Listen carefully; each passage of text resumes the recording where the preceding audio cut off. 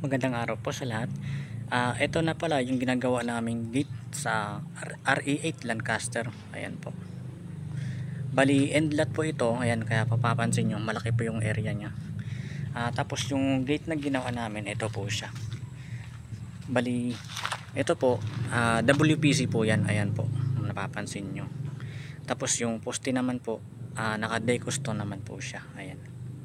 Tapos ayan, naka-drainage na rin po siya. Bali ito lang hindi namin nakabitan yan, yung service gate, kasi medyo basa pa po siya. Tapos sa loob, ito yung magiging garahe nya. Ayan. Tapos kung napapansin nyo, mayroon po yung pimbris. May mga design po yan. Bali bukas, malilinisan to, lalabas po yung pinaka ano nya po, linaw kumbaga. Ayan. Ayan po. Tapos ayan, may mga ilaw pala yan, paikot. Ayan, okay na po siya.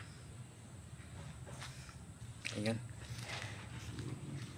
Bali bukas maglilinis na kami, so pwede na to, turn over natin sa kay ma'am.